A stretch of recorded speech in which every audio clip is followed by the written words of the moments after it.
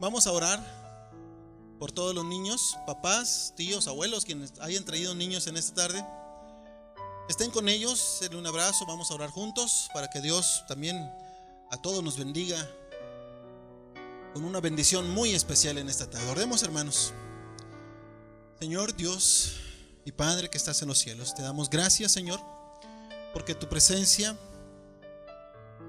es más hermosa que la vida, Señor, porque siempre será mucho más grato, Señor, estar un día en tu presencia que 1000 fuera de ellos. Y en esta tarde, Señor, estamos seguros que tú has preparado una palabra para todos nosotros, desde el niño hasta el anciano, Señor. Y queremos pedir que tu Espíritu Santo esté con todos hoy, con quienes vamos a impartir esta palabra y con quienes vamos a recibirla también, Señor. Que tu Espíritu Santo hable en nuestro corazón y traiga a nuestra vida lo que tú has preparado para nosotros. Te lo pedimos, Señor, en el nombre de Jesucristo. Amén. Dale un beso a sus niños y a las maestras también. Por las maestras nos faltó orar, pero también tienen bendición de parte de Dios.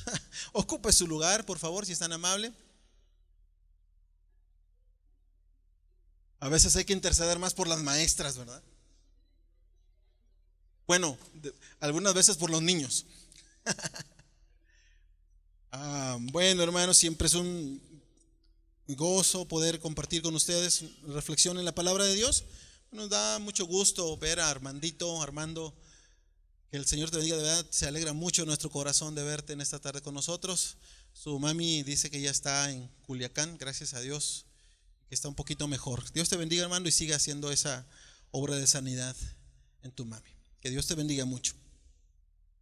Bueno, hermanos, ¿qué pasaría si nos dijeran que en 15 minutos, son las 4:40 más o menos, a las 5, ¿qué les pasa? ¿Qué pasaría, hermanos? Si nos dijeran, bueno, a las 4 de la tarde, todos los que están aquí en seguidores en esta tarde, hoy, todos los que están a las 4 de la tarde van a empezar su proceso de muerte.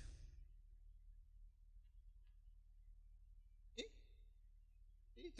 Vamos a entrar en el terreno de la suposición. No empiecen a escuché a unos así como que ahí te hablan. No, espérense, todavía no. Es una suposición, vamos a suponer. Si en 20 minutos, en lo que ya estoy hablando va a ser 19, y si sigo hablando ya no me va a quedar tiempo para. Les voy a decir de qué se trata. Si a las 4 de la tarde nos dijeron, bueno, a las 4 va a iniciar tu proceso de muerte. No sabes cuánto tiempo va a durar, puede durar no, a las 5, ¿verdad? Ya a las 4 ya pasó. A las 5. No sabemos cuánto tiempo va a durar ese proceso de muerte. En algunos puede ser 1 minuto, otros puede ser media hora, 1 hora, un día. No sabemos cuándo, pero a las 5 empieza el proceso de nuestra muerte. Solamente tenemos de aquí a las 5 de la tarde, entonces son como unos 19 minutos, 18 minutos. ¿Qué haría usted en esos 18 minutos que le quedan? ¿Qué es lo primero que haría? ¿Qué se le viene a su mente?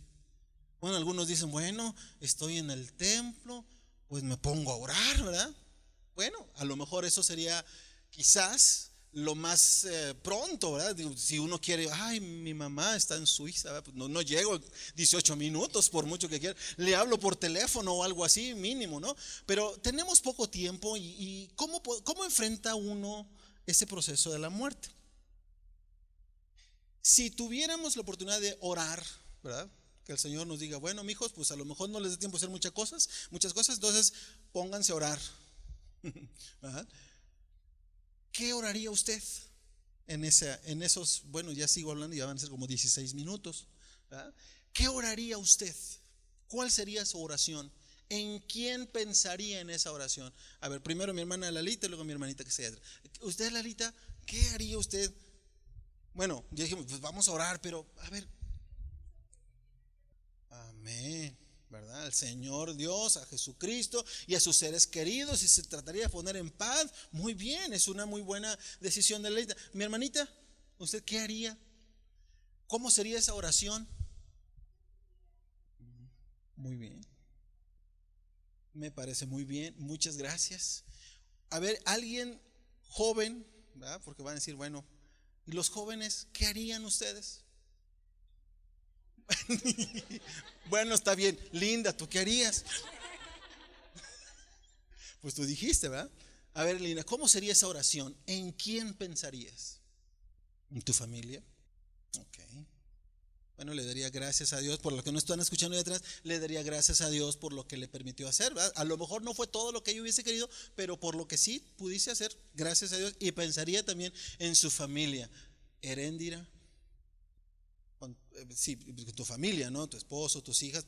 Le daría gracias por lo que le tocó, por lo que te permitió vivir, ¿verdad?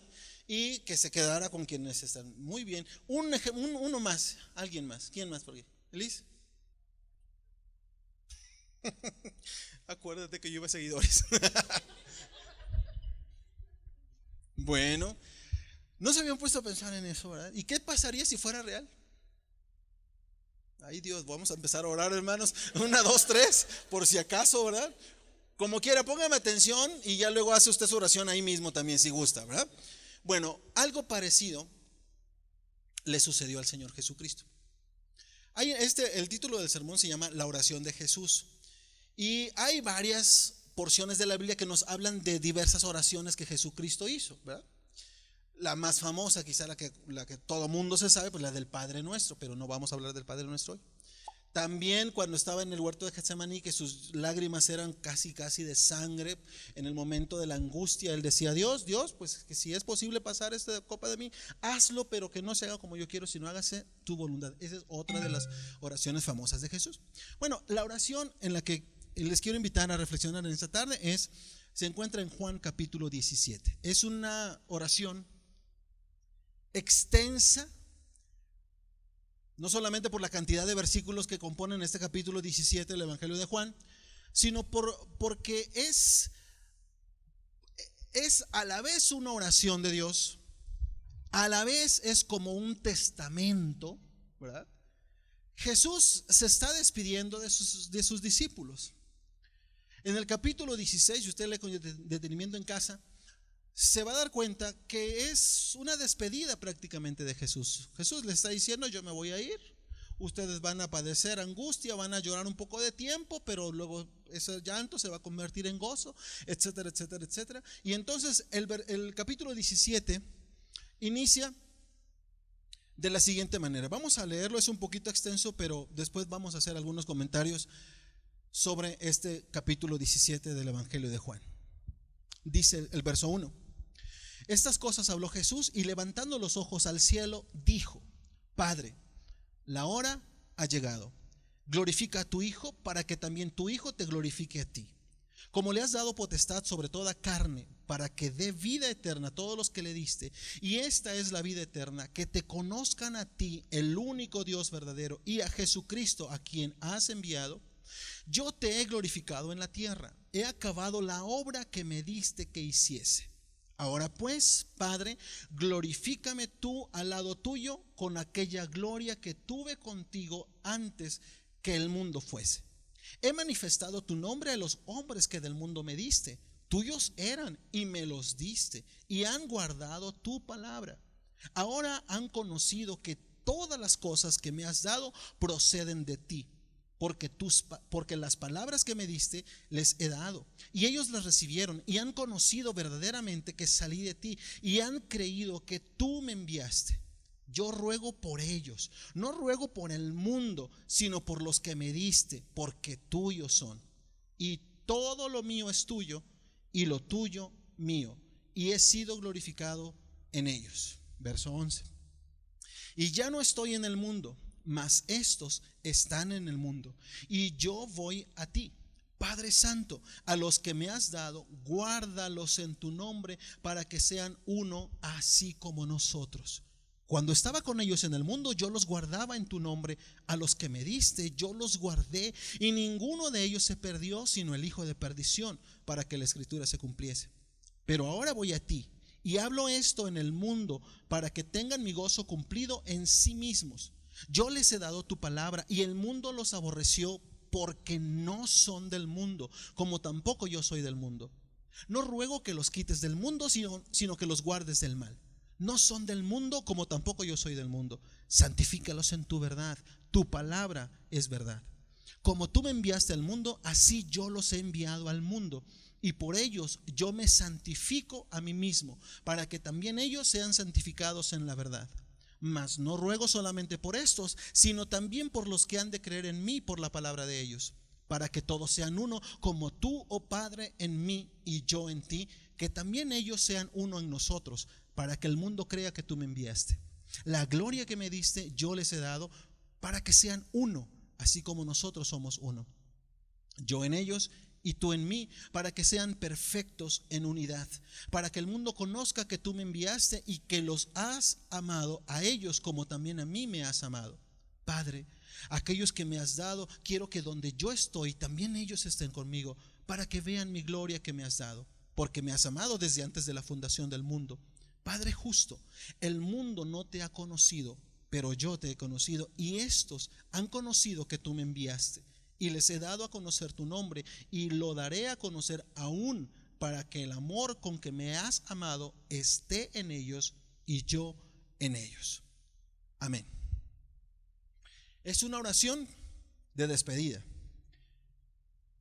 Dicen que es la oración más extensa que está redactada, que se le atribuye a Jesús, y por algo ha de ser. Hace del 2007 para acá son 6 años, van a ser 6 años. Van a ser 6 años que mi mamá falleció. Mi mamá pasó un tiempo pues muy difícil, fueron 7 días, del 12 al 19, ella falleció el 19 de diciembre me parece. El 12 la internamos aquí en el Seguro Social, en Plan de Ayala, y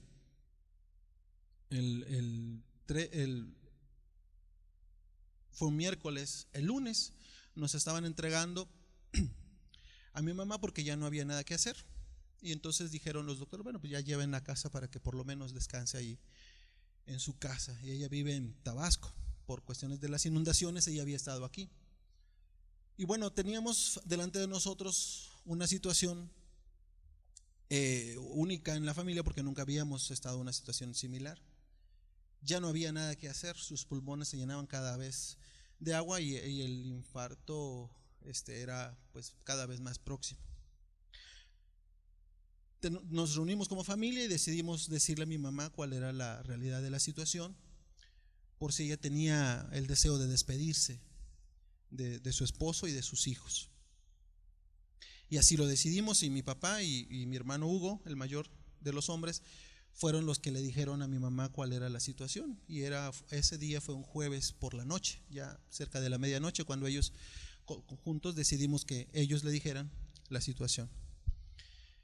Entonces en las próximas horas iba a llegar una nueva crisis que sabíamos que era recurrente determinado periodo de tiempo, y era nuestra única oportunidad de estar con ella, consciente, y de que ella pudiera hablarnos. Entonces decidimos pasar uno a uno los hijos, con nuestras familias, ahí con ella. Y lo que nos correspondió a Madaí, a mis hijos y a mí escuchar de ellas, solamente fueron pequeñas frases, pero iba todo el cariño y todo el amor hacia nosotros. Y nos dijo a los dos: cuiden a mis niños, es decir, a sus nietos. Fue lo único que nos dijo mi mamá, y cerró los ojos, seguía descansando.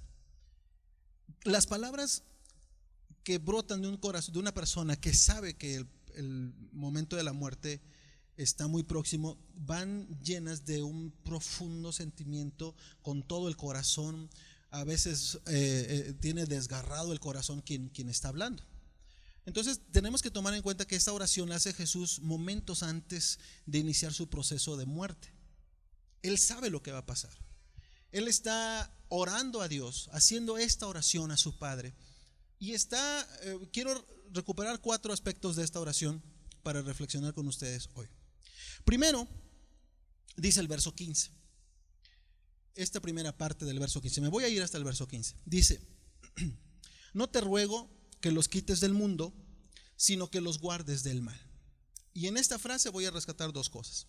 La primera es que Jesús no le está pidiendo a Dios que sacara del mundo a sus discípulos, ¿sí? O sea, Jesús no le está diciendo a Dios: Señor, mira, Señor, por favor, ponles en una burbuja para que no sufran mis hijos. Tanto trabajo me costó que creyeran en mí, que no quisiera que sean vulnerables ante las cosas que suceden en este mundo lleno de maldad. Por favor, guárdalos así en una burbujita, Señor, que no sufran, que no se enfermen, que no discutan entre sí, que no tengan diferencias, que no tengan ningún tipo de sentimientos dañinos, sino, Jesús no está orando esto. Primero, lo que Jesús no le pidió a Dios, y no le pidió que nos sacara de este mundo. Al contrario, Jesús le está diciendo: ellos viven en este mundo, pertenecen a este mundo, pero no son de este mundo. La palabra mundo se puede extraer su significado en dos sentidos. Uno, hablar de la humanidad. Ellos son del mundo, ustedes y yo somos del mundo. ¿Sí? Y el otro significado de la palabra mundo es todo aquello que está en contra de Dios. Dice el Señor que yo no soy de este mundo. ¿Verdad? No está diciendo yo vengo de Marte, Júpiter o X, de la galaxia X.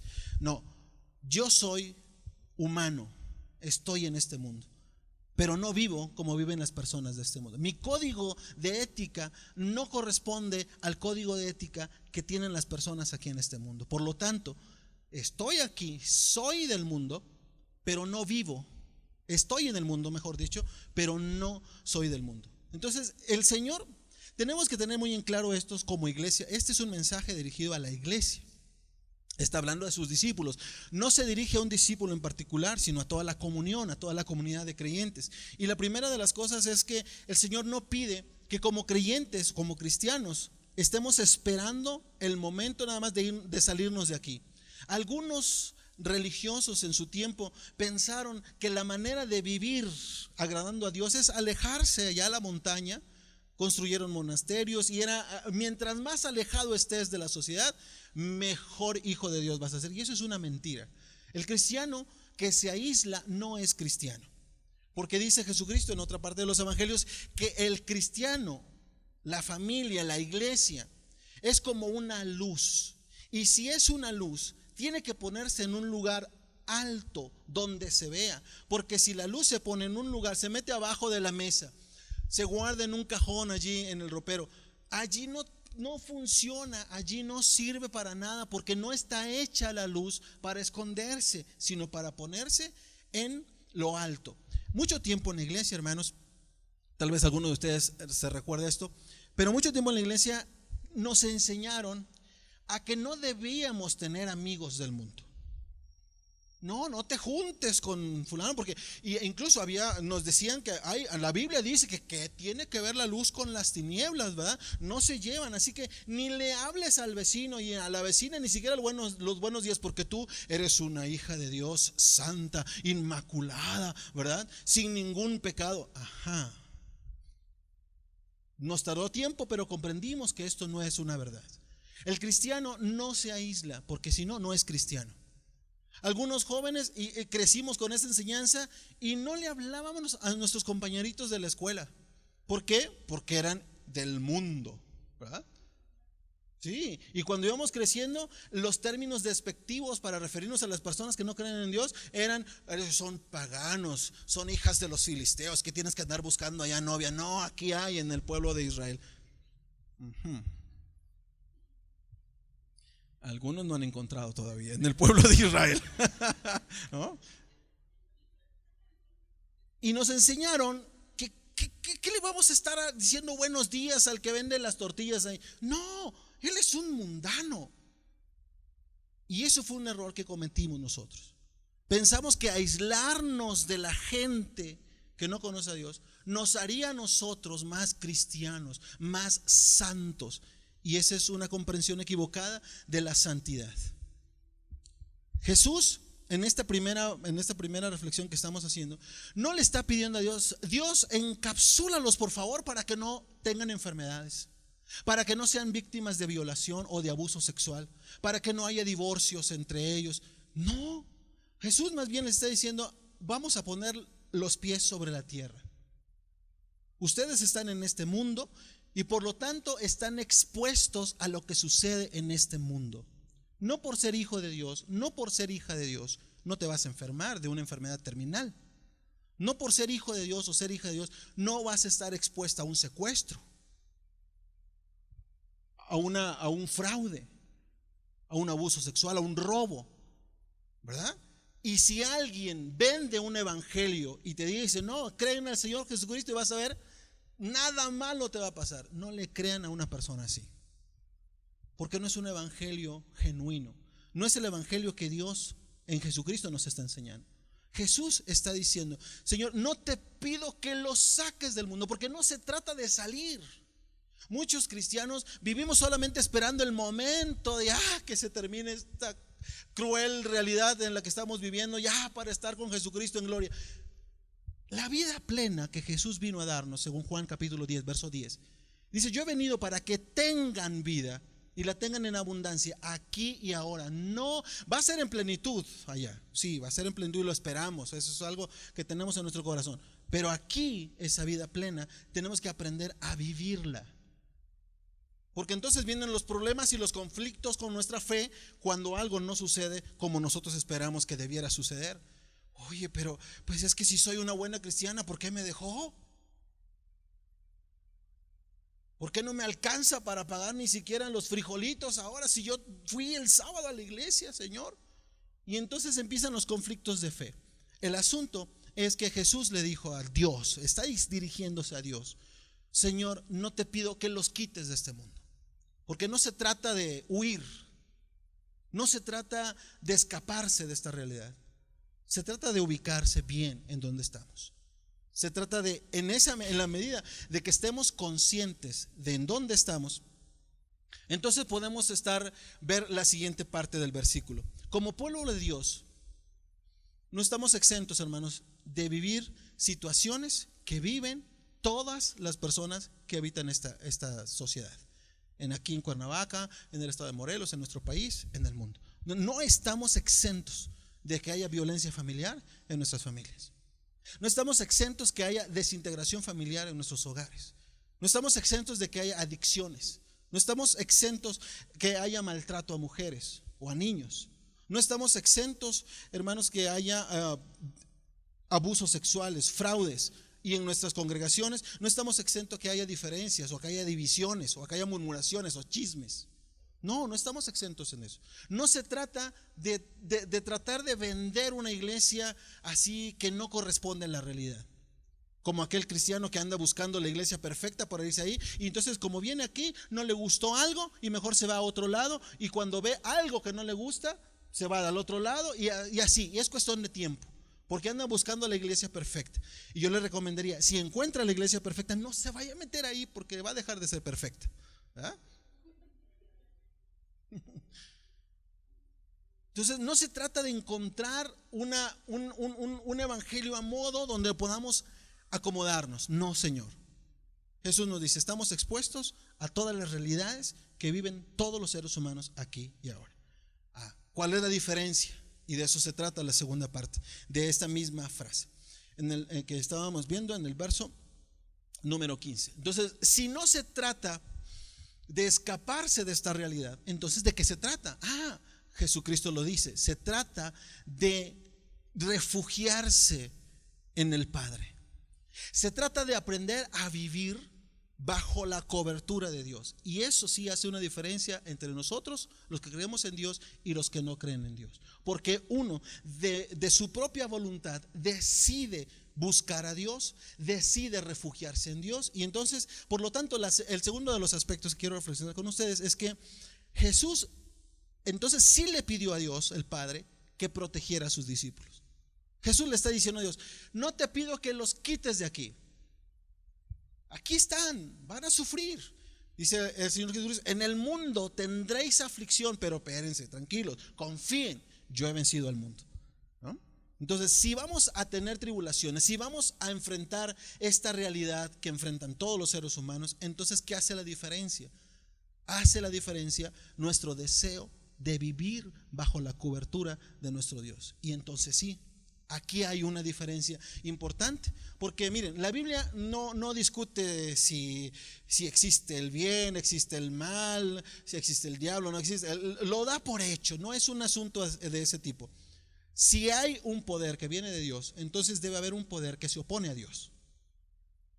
Si hay entre nosotros el deseo de hacer la voluntad de Dios, también hay en nosotros la naturaleza pecaminosa que nos orilla o que nos empuja a hacer lo que a Dios no le agrada. Y eso no es punto de discusión.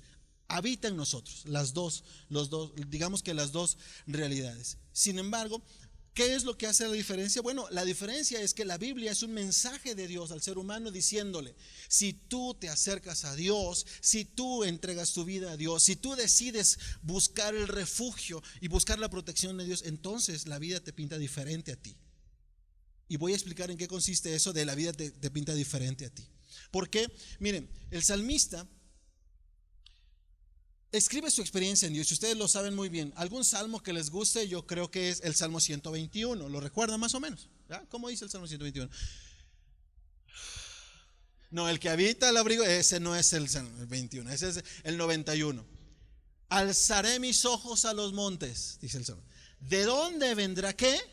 Mi socorro. Mi socorro viene de Jehová, que hizo los cielos y la tierra. Entonces el salmista está tratando de, no está tratando, plasma en un salmo su convicción y dice: cuando yo necesito a Dios, cuando he tenido la necesidad de refugiarme, acudo a Dios. Y el Salmo 91, el que mencionaba hace un ratito, dice: el que habita al abrigo de Dios morará. Y uno dice: qué bendición, qué regalo de Dios morar bajo su sombra. Sí, pero ojo, empieza con una condición: el que habita. Entonces, para que yo more bajo la sombra del Omnipotente, para que yo more bajo la sombra para que yo tenga esta cobertura de Dios de la que estoy hablando hace un momento, entonces, ¿qué debo hacer? Debo buscar esa protección. Porque si yo quiero vivir mi vida como yo creo que debo vivirla, y si esos criterios con los que yo tomo mis decisiones no son criterios que están en la palabra de Dios, por lo tanto, entonces yo me alejo de la voluntad de Dios. Y cuando me alejo de la voluntad de Dios, entonces soy vulnerable a la tentación, a los problemas, a las enfermedades, y entonces enfrento solo la vida, y entonces es cuando me va mal. La iglesia que quiere ser iglesia, pero vive bajo criterios que no corresponden a la voluntad de Dios, deja de ser iglesia y deja de estar bajo la cobertura de Dios. Y cuando la iglesia deja de estar bajo la cobertura de Dios, entonces es vulnerable.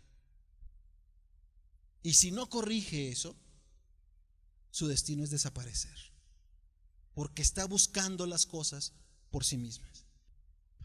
Bueno, Dios siempre ha estado ahí, siempre ha estado ahí.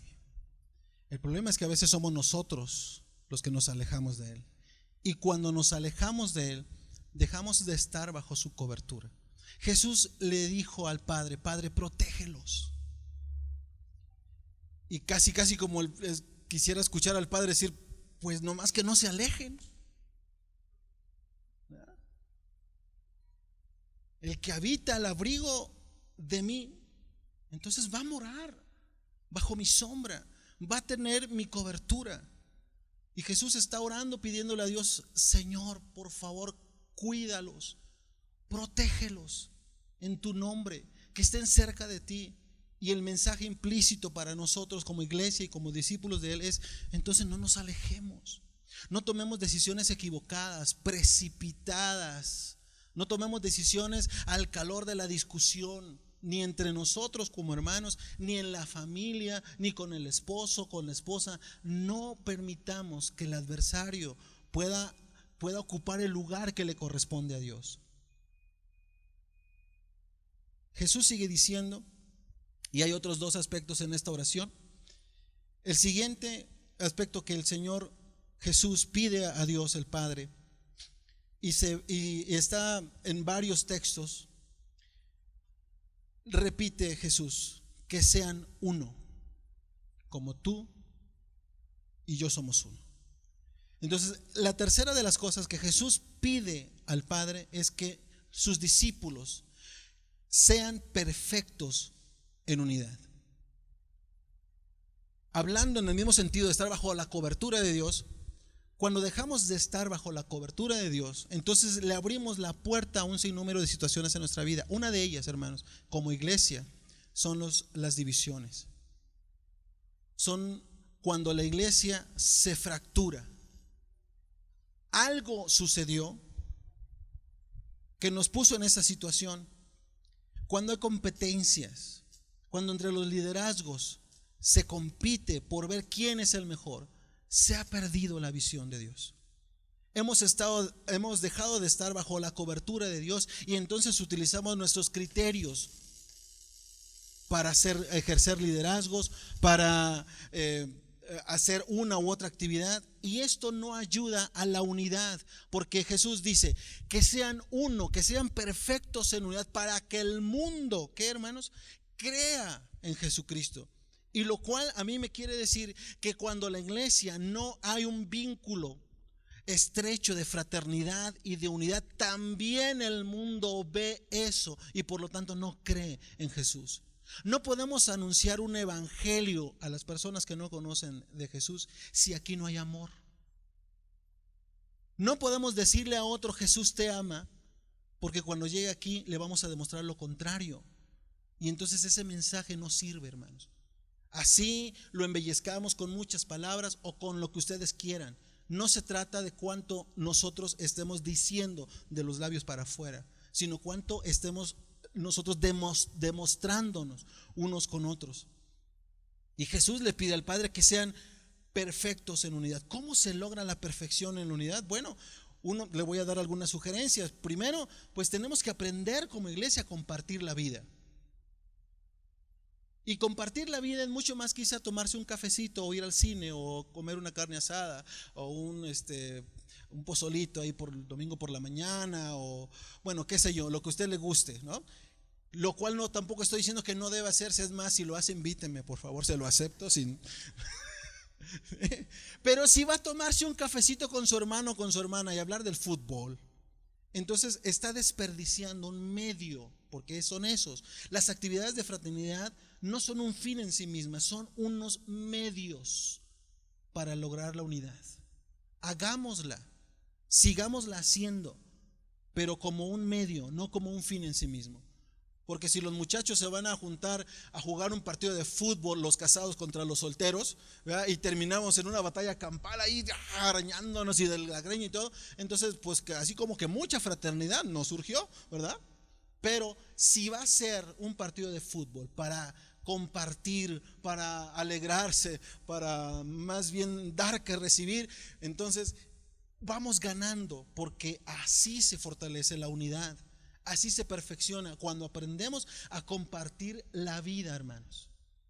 Pero si cada uno piensa que con venir el sábado un par de horas, con eso es más cristiano, perdóneme, hermano, así no va a ser más cristiano y así tampoco va a contribuir a la unidad de la iglesia. Y si viene para hablar de los demás, bueno, Jesucristo está pidiéndole a Dios que sus discípulos aprendan a ser perfectos en unidad. Y nos da el ejemplo. Así como Él, el Padre y el Hijo son uno solo. Jesucristo reiteradamente dijo: el que me ve a mí, ¿a quién ve? Ay, que la iglesia diga: el que ve a cualquier miembro de seguidor está viendo al pastor, o está viendo a X hermano. ¿Por qué? Porque todos son uno, ¿verdad? Y ese es el gran desafío. Segundo consejo para lograr la perfección en la unidad es que, bueno, tenemos que aprender a evitar, hermanos, los chismes o los malos entendidos. Así se llama, chismes, ¿no? Entonces vamos a hablarle como se dice. Cuando usted llegue alguien llegue a usted y empiece a hablar de alguna persona que no está presente, dígale: permítame, hermano, si vas a hablar de alguien que no está aquí, mejor no hables. Y párelo así, en seco. Si no está la persona de la que me vas a hablar, mejor no me digas nada. O dígale como decíamos cuando éramos niños: no oigo, no oigo, soy de palo, tengo orejas de pescado. ¿Verdad? Así decíamos cuando éramos niños, no queríamos escuchar que la mamá nos pedía algo, ¿verdad? Bueno, dígale así, es muy sencillo. Simplemente no lo escuche. Si quiere hablar y tiene necesidad de decir, bueno, que diga lo que quiera decir, pero usted no le haga caso. La prudencia es aquella que nos hace decir las cosas correctamente a la persona adecuada. Persona adecuada. Si tiene algo que decir en contra de alguien o a favor de alguien, simplemente, hermano o hermana, vaya con esa persona y dígaselo. Segundo, en el momento adecuado, cuando esté ella presente, no cuando no esté, y de la manera adecuada. ¿Sí? Porque también hay maneras de decir las cosas, y algunos se escudan en un pretexto muy débil que dicen: es que yo así soy, ¿y qué? ¿Verdad? Así hablo, ¿y qué? Hermanos, ¿y qué no Jesucristo se supone que hace un cambio en nuestra vida? ¿No dice la Biblia: el que está en Cristo, qué? Nueva criatura es. Las cosas viejas pasaron y he aquí todas son hechas nuevas. Entonces no me venga a decir que así es y que lo que me está diciendo es que Jesucristo no ha hecho nada en su vida. ¿Y sabe qué? Vamos a orar por usted. Porque si Jesús no ha hecho nada en su vida, entonces cuídese, hermano. ¿Qué ha estado haciendo todo este tiempo aquí?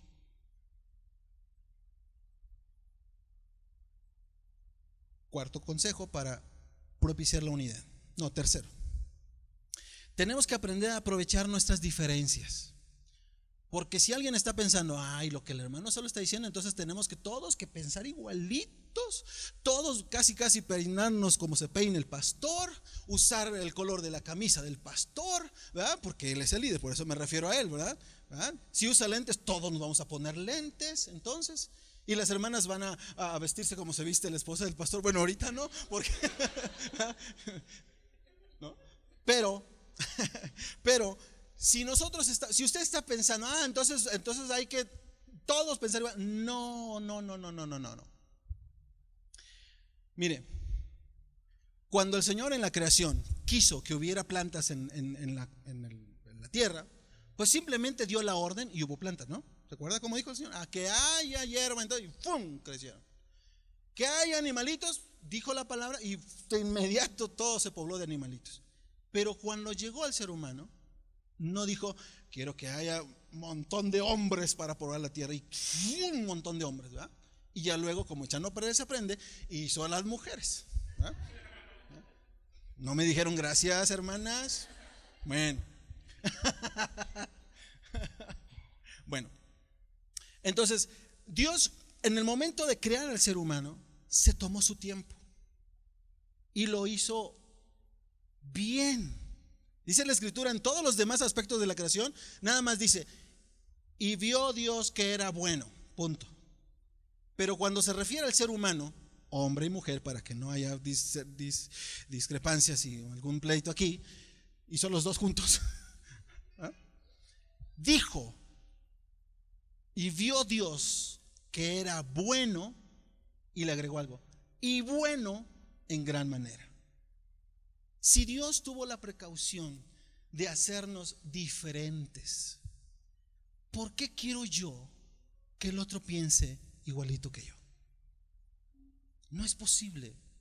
Eso no es cristiano tampoco. Debemos aprender, hermanos, a aprovechar nuestras diferencias, no hacerlas más grandes, porque algunos son especialistas en eso, Nos podemos tener muchas cosas en común, empezando porque tenemos un mismo Dios, un mismo Señor Jesucristo, un mismo Espíritu Santo, una misma familia, una misma iglesia, y tenemos tantas cosas que nos unen y que debemos valorar, apreciar y reconocer en cada momento. Pero como la hermana no usa velo, entonces yo ya no quiero nada con ella.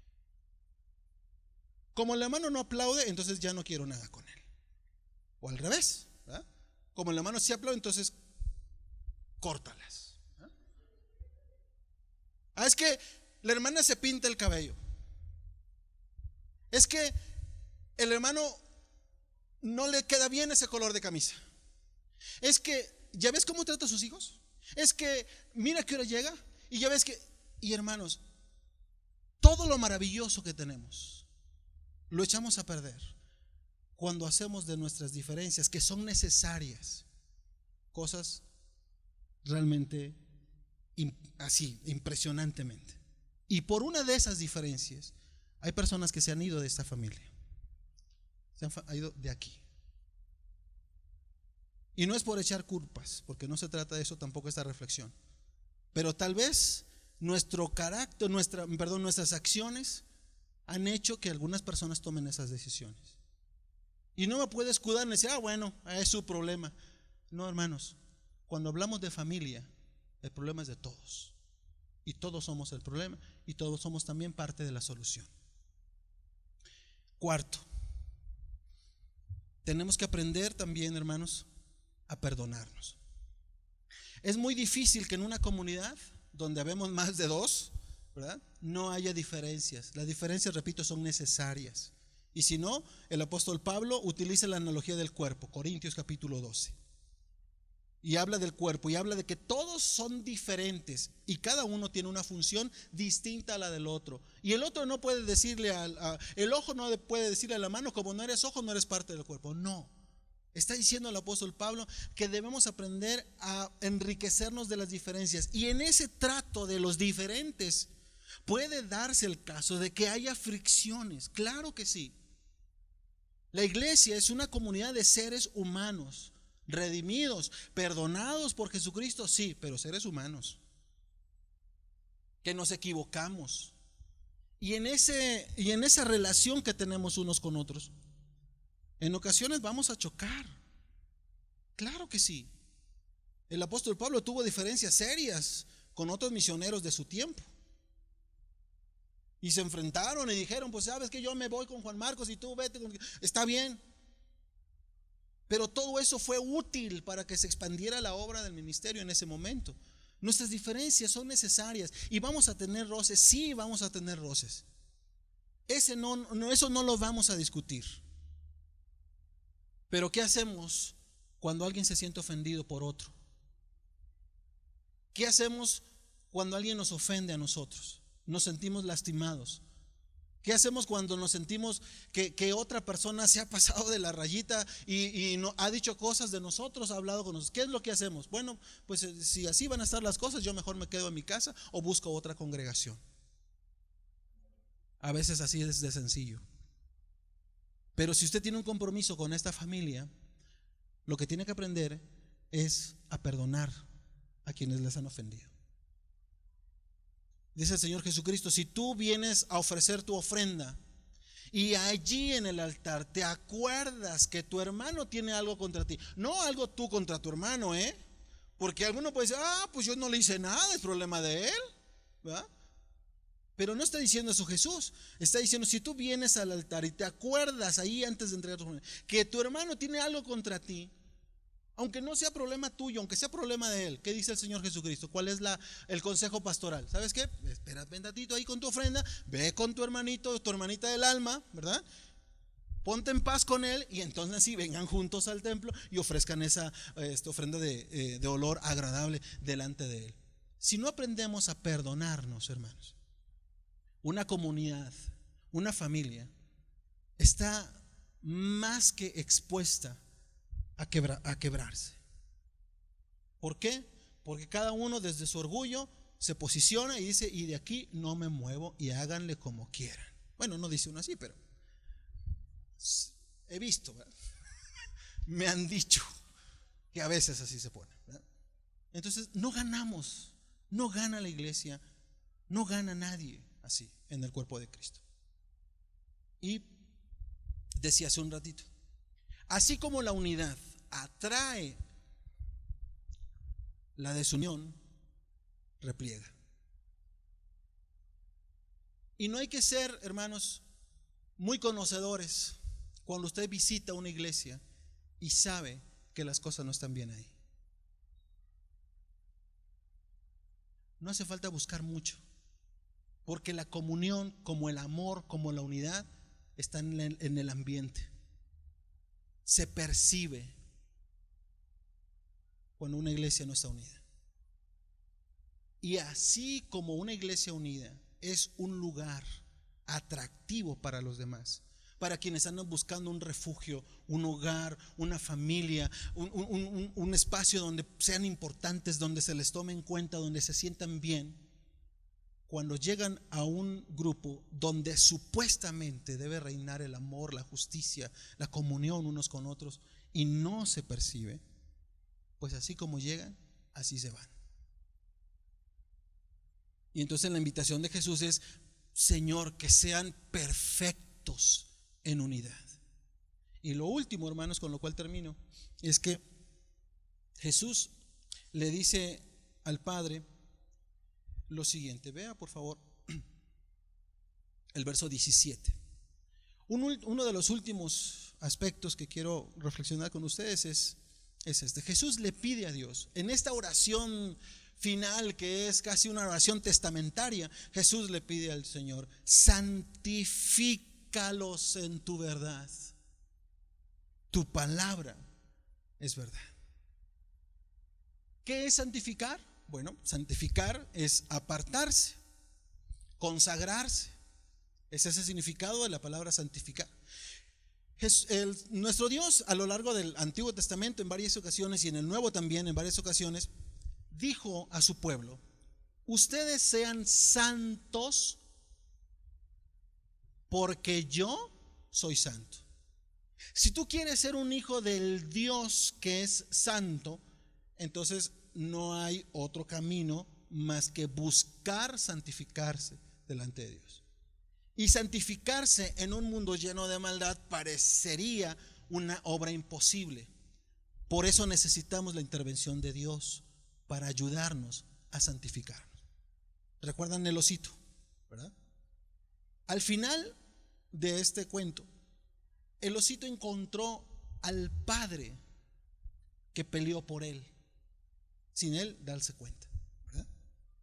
Cuando nosotros, hermanos, nos alejamos de Dios y perdemos la santificación, que no es lo mismo que la salvación, pero perdemos nuestra consagración de vida, entonces, hermanos, está por demás decirlos que si no estamos en este camino de la santificación o de la consagración a Dios, entonces vamos en el camino equivocado. ¿Y cómo se consagra uno con todas las limitaciones y con todo el mal genio que uno tiene y todo con el mal carácter y todo como uno es? Bueno, la respuesta, hermanos, se encuentra en la misma palabra de Dios. Deja que el Señor Jesucristo tome el control de tu vida y déjalo actuar, porque muchas veces nosotros hacemos una oración reconociendo al Señor Jesucristo en nuestro corazón, pero no lo dejamos actuar. Y el profeta hace una analogía como del barro que está en las manos del alfarero. ¿Quién tiene el diseño de lo que va a hacer? Pues el alfarero. Y el barro solamente se deja moldear. Pero dice el profeta: ¿y qué pasaría si el barro le dice al alfarero: hey, no me hagas así, aquí no, hey, eso duele? No quiero ser un jarrón, quiero ser un vaso. No, el que tiene el diseño, ¿quién es? Es el alfarero.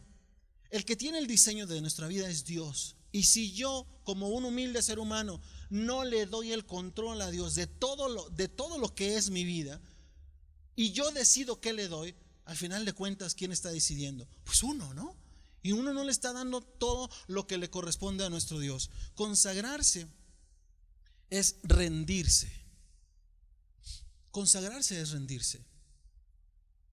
Y si no estamos dispuestos o no hemos aprendido a rendirnos completamente a Él, a nuestro Dios, entonces la consagración, hermanos, nuestra consagración se vuelve un elemento muy frágil que pronto podemos perder. Entonces, ¿qué podemos rendirle a Dios? Bueno, le voy a dar algunas sugerencias de lo que podemos rendirle a Dios. Para empezar, ríndale sus preocupaciones. ¿Qué es lo que le preocupa hoy? ¿Qué es lo que le preocupa hoy? ¿Hay algo que le preocupa hoy? Bueno, si hay algo que a usted en esta tarde, a ver, nada más le voy a dar algunas opciones, si usted vea dónde puede ubicar. ¿Economía? ¿Hay algo que le preocupa? ¿Familia? ¿Hay algo que le preocupa? Emociones, ¿hay algo que le preocupa por ahí? Sexualidad, ¿hay algo que le preocupa ahí? Salud, ¿hay algo que le preocupa por ahí? Bueno, si en esto muy sencillo no se lo hemos entregado a Dios, entonces empecemos en esta tarde por rendirle eso a Dios. Santifícalos en tu verdad. Tu palabra es verdad. Y vea lo que dice la palabra, Salmo 55, 22. Yo voy a leerlo en esta versión que es en el lenguaje actual. Dice así: mi amigo, te aconsejo que pongas en manos de Dios todo lo que te preocupa, dice. Él te dará su apoyo.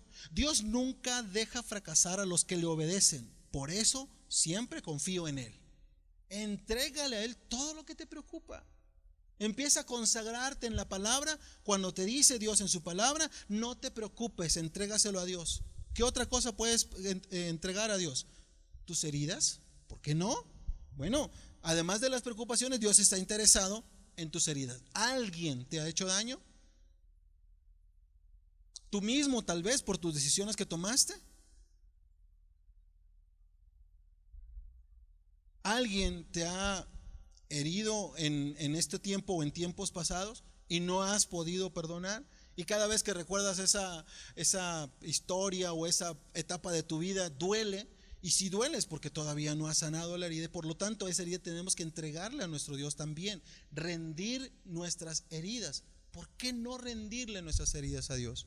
Si Dios quiere que vivamos consagrados. Señor, la oración de Jesús es: conságralos en tu palabra, en tu verdad. Tu palabra es verdad. Y la palabra de Dios también nos dice acerca de las heridas en el Salmo 147, verso 3. Esto es lo que nos dice: Dios restaura a los abatidos y cubre con vendas sus heridas, siempre y cuando, y eso no lo dice el Salmo, eso lo digo yo, siempre y cuando el herido vaya a buscar esa sanidad. Porque si tú eres de los que dicen: no, yo hermano, yo así estoy bien, uso mi herida para manipular a mi esposo o a mis hijos, por su culpa yo casi me muero cuando los di a luz, ¿verdad? Ustedes tienen la culpa de que haya quedado como yo. Y entonces mis heridas se convierten en recursos para el manipuleo. Entonces, hermanos, aguas, porque ese corazón está más herido de lo que usted se imagina. Entregarle a Dios sus heridas. También, hermanos, pues nuestras equivocaciones. Las heridas son cuando alguien interviene en nuestra vida y nos daña. Pero, ¿qué tal de aquí para allá? ¿O acaso no ha dañado usted a nadie alguna vez? ¿A ese niño que le quitó la torta en el recreo? Nah. ¿Usted cree que se ha olvidado ese niño de eso? Vaya y pídale perdón. ¿No le ha hecho algún daño a alguien, hermano? ¿Es usted una blanca palomita de Dios? ¿O es un gavilán pollero? No le ha hecho daño a nadie. Se va a decir: bueno, pues, hermano Saúl, si se pone en ese plan, pues ¿qué le digo, verdad? No, a mí no me diga nada. Mire, allá al Señor. Estas son las partes que también debemos entregarle a Dios. Santificarse es consagrarse, y consagrarse es rendirse. Ríndele a Dios tus equivocaciones. Mira, el salmista una vez escribe en el Salmo 32, verso 5. No, perdón, en el verso 3 y 4.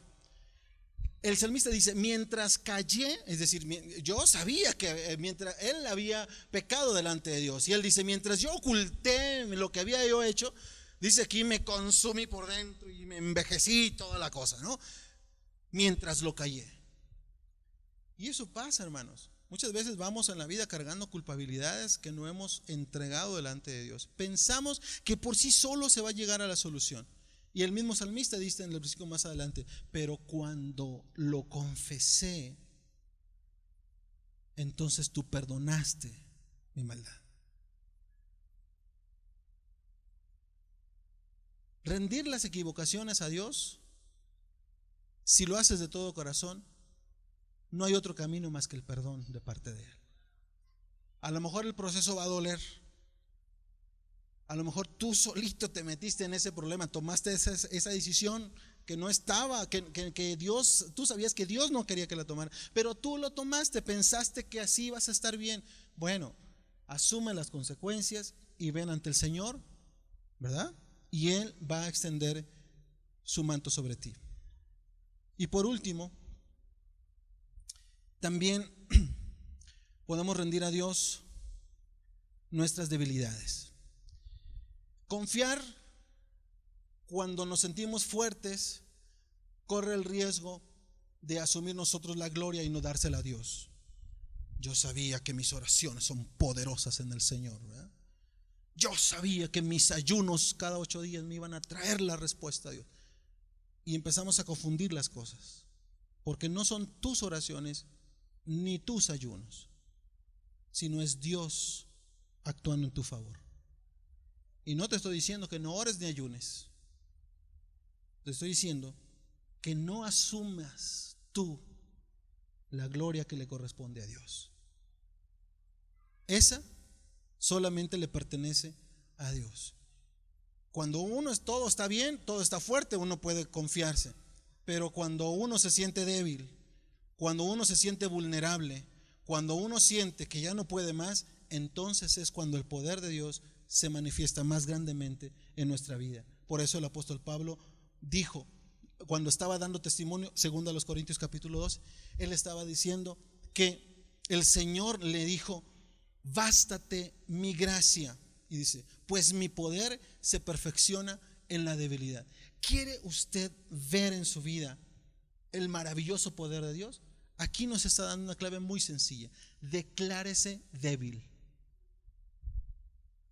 Declárese débil, y entonces el poder de Dios se hará más grande, porque no va a depender de usted, va a depender de quién, de Dios. ¿Cómo se llama cuando hacen los osos? ¡Wow! ¿Y eso? ¿Gruñidos? ¿Cómo se llama? Bueno, eso. Cuando lo hacía el más chiquito, no se daba cuenta que atrás estaba el papá haciendo lo mismo, y él pensaba que era él, ¿verdad? Oh, ya debe haber dicho: ay, mira, qué bueno salí. Pero cuando se dio cuenta y vio al papá parado así grandote, y eso es lo que pasa con Dios, hermanos. Mientras más reconocemos que le necesitamos, entonces le damos más la gloria a Dios. Y no porque esté Armando aquí en esta tarde, pero Armando, yo estoy seguro que tú te sentías impotente ante lo que sucedió con tu mamá, los momentos inmediatos a que recibiste la noticia. Hubieses querido hacer algo en ese momento, no sé, meterte en el cuerpo de tu mamá, a ver qué estaba pasando, muchas cosas. Pero es cuando uno, y perdóname por poner de ejemplo, pero es cuando uno reconoce que solamente depende de Dios, y cuando tú ves cómo Dios actúa en tu favor, no tienes más que darle la gloria a Él. Ríndele también tus debilidades. Hermanos, esta oración de Jesús a nosotros como iglesia nos deja estas enseñanzas también. Primero, no nos pide Dios que nos metamos en una burbuja, porque ser cristiano no significa meterse en una burbuja. Significa estar aquí en este mundo donde suceden cosas. Jesús también le pide al Señor que Él nos cuide, que Él nos proteja, y esa es una garantía que tenemos, porque no estamos caminando solos. El Señor está con nosotros. El salmista no dice: Señor, líbrame de los valles de sombra de muerte. No le dice eso. Le dice: cuando ande en valle de sombra de muerte, no voy a tener miedo, porque tú vas a estar conmigo. Entonces no se asombre, no se espante si tiene que pasar por un valle de sombra de muerte, porque Dios va a estar con usted, si usted está morando bajo la sombra del Omnipotente. Si usted decide cobijarse con Él, si usted toma los pasos de fe para acercarse bajo su protección y su cobertura, y hace todo lo posible por no alejarse de Dios, entonces usted puede tener la seguridad de que Dios va a estar cuidando y va a estar actuando en su favor. Si no, asuma las consecuencias de sus propias decisiones. Jesús también le pide a Dios que la iglesia, sus discípulos, sean perfectos en unidad, que aprendan a vivir la vida juntos, que aprendan a perdonarse, que aprendan a ver a enriquecerse con las diferencias de cada uno. Y también Jesús le pide al Padre que cada uno de nosotros viva de una manera consagrada a Dios. Quiero invitarle a que se ponga de pie, por favor. Hay un himno que quisiera que los muchachos nos puedan ayudar a ministrar, y con este hacemos una oración también. Si hablamos de consagración, hemos hablado de rendición, ¿verdad? Y tenemos que rendirnos por completo a nuestro Dios. Esta tarde, hermanos, quiero invitarle a que se regale usted un momento, tal vez unos 4 o 5 minutos, para renovar esa decisión de consagrarse todo a Dios. Dice uno de los himnos que ha acompañado seguramente la vida de muchos de nosotros. Es el himno 168, que dice: Salvador, a ti me rindo. Como un acto de fe podemos hacerlo en esta tarde, como una oración a nuestro Dios. Si Dios escuchó la voz de su Hijo Jesús e hizo de esos discípulos suyos hombres con todas las debilidades y todas las flaquezas del mundo, pero que decidieron aceptar a Jesucristo, decidieron creer en Él a pesar de que todo estaba en su contra, y pudieron tener la oportunidad cada uno de rendirse a nuestro Dios. Yo le invito, hermano, que en esta tarde nos regalemos estos minutos y hagamos de este himno una oración de rendición a nuestro Dios. Cántelo junto conmigo. Salvador, a ti me rindo, yo obedezco solo a ti.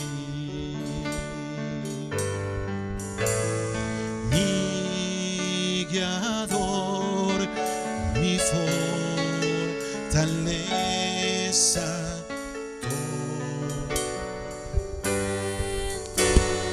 mi alma en ti. Cantemos juntos el coro.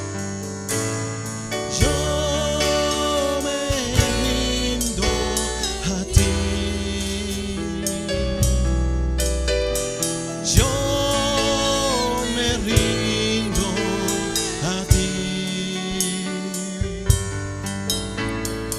Mis flaquezas y pecados todo traigo a ti.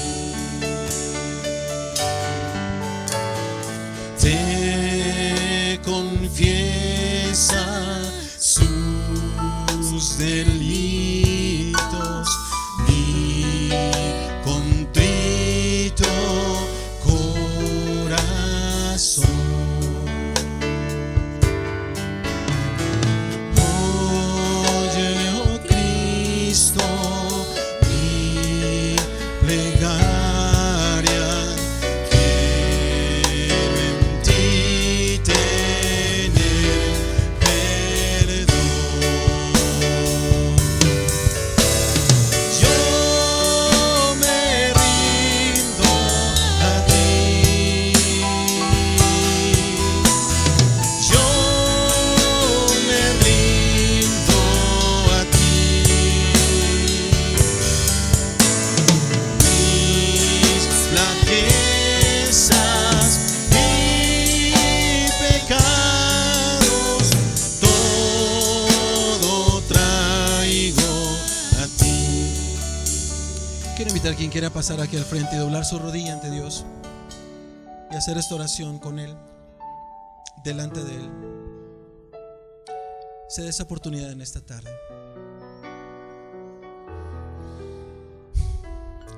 Tal vez de una u otra manera nos hemos alejado de este deseo que hay en el corazón de Jesús por sus discípulos y por los cuales oró ante Dios.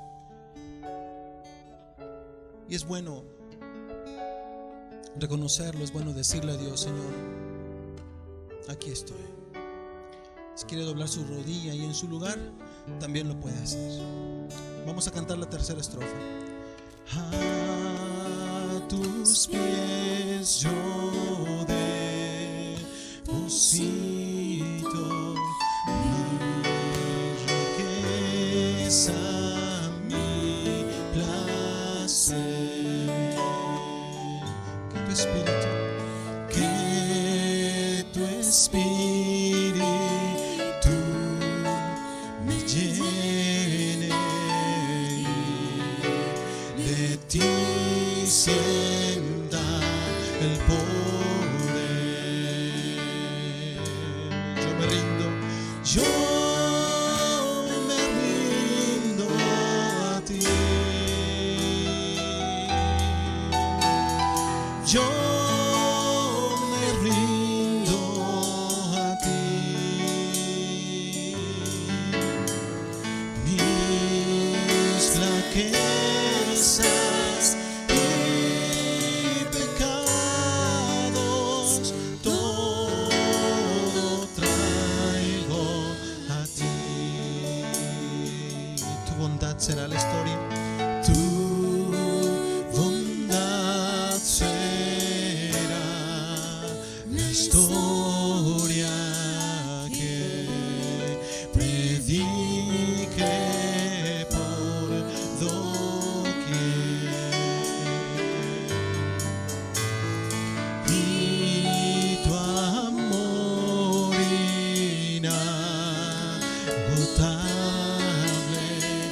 será siempre mi querer. Yo me rindo a ti. Yo me rindo a ti. Mis flaquezas y pecados todo traigo a ti. Vamos a orar. Cada uno en su lugar, allí donde usted está. Si está de pie o está doblando su rodilla, haga esta oración a nuestro Dios. Padre nuestro, rendimos nuestro corazón, nuestro cuerpo, nuestro ser a ti, reconociendo tu grandeza, reconociendo que nunca nos has dejado solos, reconociendo y agradeciendo que es por ti que hemos llegado hasta este momento de nuestra vida. Te pedimos, Padre, nos perdones si hemos fallado, si hemos ofendido, si no se ha cumplido en nuestra vida ni en nuestra iglesia, Señor, aquella hermosa oración que hizo tu Hijo Jesucristo. Pero hoy venimos aquí para decirte, Padre, que vamos a poner toda nuestra voluntad, toda nuestra confianza en ti, todo nuestro deseo para ser mejores, toda nuestra disposición para mejorar, para que tu palabra siga transformando nuestra vida, para que tu palabra siga transformando nuestra iglesia. Señor, queremos honrarte, queremos bendecirte. Recibe nuestro corazón humillado delante de ti. Padre, muchas gracias por lo que hoy has hablado en nuestro corazón, por lo que hoy has puesto en nuestra vida. Queremos, Padre, que esa oración de tu Jesucristo sea una realidad y que permanezca, que prevalezca en esta comunidad de seguidores de Cristo. Mira a tu pueblo que está aquí hoy delante de ti. Hemos sido conscientes, Padre, quizá que hemos dejado de hacer algo, Señor, y Padre, hoy queremos renovar nuestro compromiso, nuestro pacto, diciéndote que queremos ser verdaderos hijos tuyos, que queremos ser luz, que queremos estar unidos, que queremos santificarnos cada día más. Padre, recibe, Señor, nuestro corazón humillado y contrito delante de ti, porque así es, dice tu palabra, que al corazón contrito y humillado no despreciarás tú, oh Dios. Gracias, porque en medio de la dificultad tu mano nos ha sostenido, porque en medio de las complicaciones de la vida y de nuestra comunidad también, solamente es tu amor lo que ha mantenido esta iglesia y lo que ha mantenido nuestra familia. y nos ha mantenido a cada persona, a cada uno de nosotros de esta congregación. Alabado sea tu nombre. Queremos vivir para tu gloria y queremos vivir para bendecir a toda la gente. Padre, muchas gracias por lo que has hecho, aún quizá no mereciendo, solamente por tu gracia has hecho por nosotros, por lo que estás haciendo en este momento y por lo que confiados estamos, seguirás haciendo en favor de nuestra vida. Ayúdanos a seguir adelante, a enfrentar cualquier dificultad. Ayúdanos a no alejarnos de ti. Queremos estar siempre bajo tu amparo, bajo tu protección, bajo tu cuidado. No queremos alejarnos, porque alejarnos es la muerte. Alejarnos, Padre, es acabar con nosotros mismos, y no queremos eso para nuestra vida. Sabemos, como dijo uno de los apóstoles, ¿a quién iremos? Solamente tú tienes palabras de vida eterna, y reconocemos que eres nuestro Dios y que Jesucristo, tu Hijo, es el Señor de nuestras vidas. Muchas gracias, Señor. Ofrecemos nuestra vida, nuestro corazón, todo lo que somos a tu servicio, en el nombre santo de Jesús.